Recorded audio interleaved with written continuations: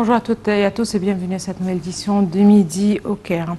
Le Premier ministre Moustapha Madbouli et la ministre de la Santé, Hala Zaïd, insistent ce matin au lancement de la production locale du vaccin contre le coronavirus par la compagnie holding égyptienne pour les remèdes et les vaccins Vaxera.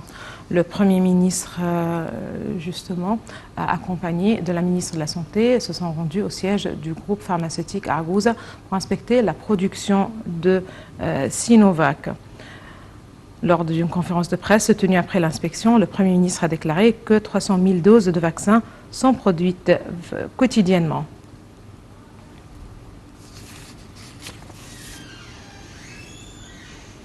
Le Premier ministre Moustapha Madbouli a présidé hier la réunion du Comité suprême pour la gestion de la crise du coronavirus en présence d'un certain nombre de ministres et de responsables. Au cours de la réunion, la ministre de la Santé a passé en revue un rapport sur les derniers développements du coronavirus et la situation mondiale de l'épidémie selon l'Organisation mondiale de la santé. Voici tout de suite les détails dans ce compte rendu. Le Premier ministre Dr Moustapha Madbouli a présidé hier la réunion du Comité suprême pour la gestion de la crise du coronavirus en présence d'un certain nombre de ministres et de responsables. Au cours de la réunion, Dr Hala Zaïd, ministre de la Santé, a examiné un rapport sur les derniers développements du coronavirus, la situation épidémiologique au niveau du gouvernorat, le taux d'évolution du nombre d'infections hebdomadaires, les taux d'occupation des lits d'isolement, hôpitaux et la situation mondiale de l'épidémie selon l'Organisation mondiale de la santé. La ministre de la Santé a mis l'accent sur la réunion de l'Organisation mondiale de la santé pour discuter de la possibilité d'avoir un complexe de fabrication dans chaque région. Au cours de cette réunion, la position des vaccins sur la région de la Méditerranée orientale a été revue et des orientations ont été données pour travailler sur un certain nombre de points comme critères de sélection pour la fabrication du vaccin, qui comprenait la disponibilité d'une bonne infrastructure pour la fabrication des vaccins et le transfert d'expériences technologiques dans l'industrie des vaccins, des main-d'œuvre formées à la production et à l'assurance qualité, renforcement des capacités de l'organisme de réglementation, disponibilité de tests de contrôle de la qualité et évaluer la situation actuelle.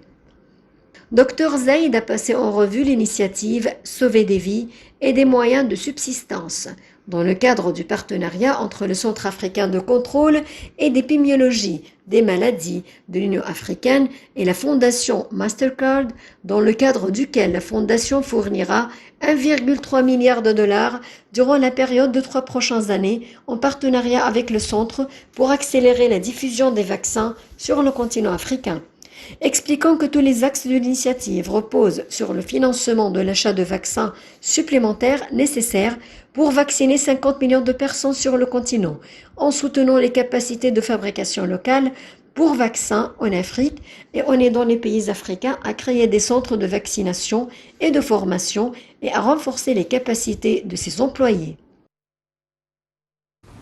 Le chef du gouvernement Moustapha Madbouli a mis l'accent hier sur les directives du président Abdel Fattah el-Sisi de poursuivre le développement et l'augmentation des capacités des routes et des axes routiers et la construction de nouveaux axes, et ce en vue de mettre un terme aux embouteillages et au blocage des routes. Le Premier ministre a fait sa déclaration lors d'une réunion avec le ministre de l'Habitat, au cours de laquelle il a passé en revue le plan de développement du réseau routier de l'Est du Caire. Ce plan comprend le développement du système de transport et du réseau routier de cette région à travers la construction de principaux axes et leur liaison aux axes provinciaux, en plus de la modernisation de certaines rues principales.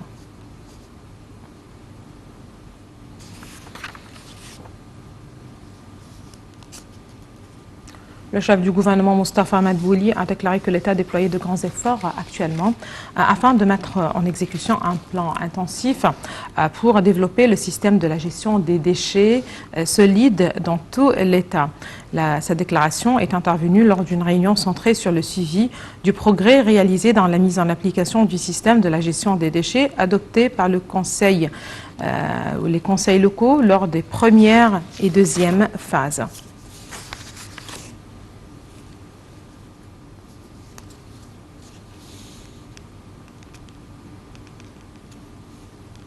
Le ministre des Affaires étrangères, Sameh Choukri, se dirige vers New York pour assister à une réunion du Conseil de sécurité prévue ce jeudi pour discuter de la question cruciale du second remplissage du grand barrage de la Renaissance.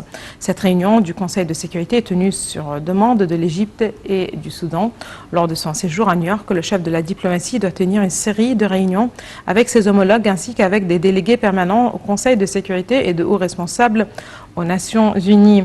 Selon le porte-parole du ministère des Affaires étrangères, M. Choukri insistera sur l'impératif de parvenir à un accord juridique contraignant sur le remplissage du barrage de la Renaissance, respectant les intérêts de l'Égypte, du Soudan et de l'Éthiopie dans les eaux du Nil.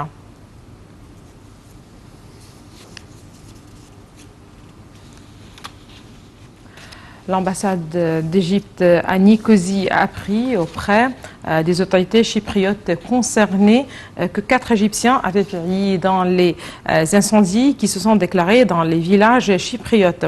Selon un communiqué publié dimanche par le ministère des Affaires étrangères, l'ambassade a mis en place une cellule de crise pour communiquer avec les responsables chypriotes. L'ambassadeur d'Égypte et le personnel de l'ambassade se sont rendus aux zones ravagées par les incendies en compagnie d'une équipe de la police chypriote pour suivre tous les développements relatifs à l'incendie, le site et les circonstances de l'incendie. Justement, sont examinés actuellement en vue d'achever toutes les formalités concernant le rapatriement des corps des Égyptiens au plus vite possible.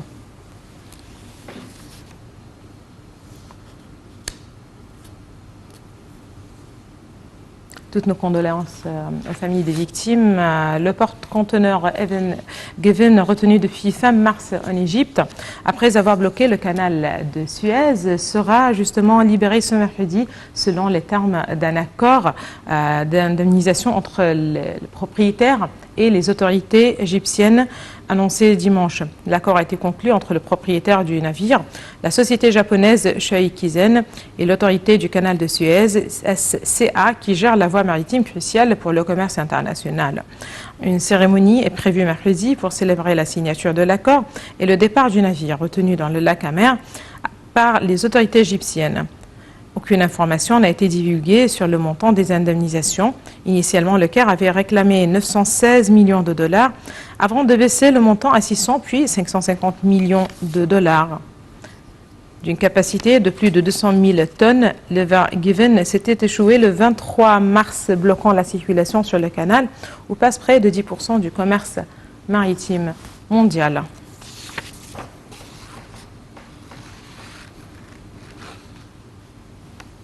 Pendant 5 ans, les activités de la zone économique du canal de Suez ont connu une croissance significative des projets exécutés et des investissements. Voici plus de détails.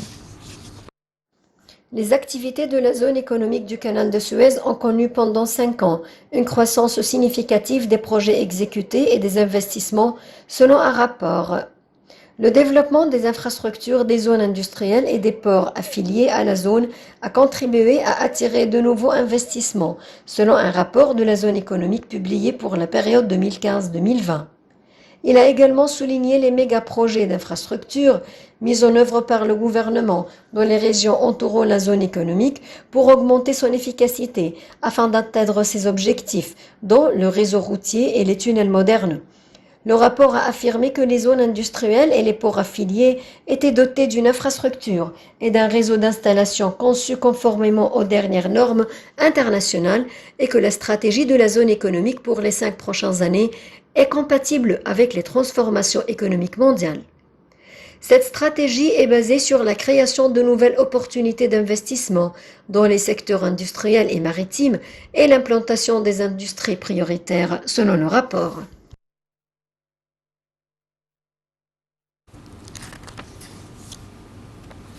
Le ministre du Logement et des Communautés urbaines, Arsem El-Ghazal, a affirmé que le coût des projets de fourniture de l'eau potable dans les villages d'Atsa et Youssef El-Siddiq au gouvernorat de Fayoum dans le cadre de l'initiative Vie décente lancée par le président Abdel Fattah el-Sisi est estimé à 1,4 milliard de livres égyptiennes. Les investissements des projets des eaux potables et de drainage sanitaire à Fayoum ont atteint 12 milliards de livres égyptiennes lors des derniers 7 années.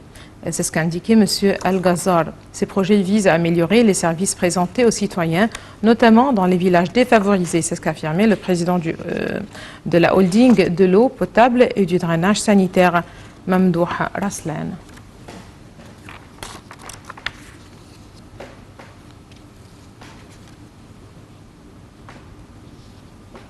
C'est la fin de cette édition du Midi au Caire. Merci de l'avoir suivi. Excellente suite de programme national international.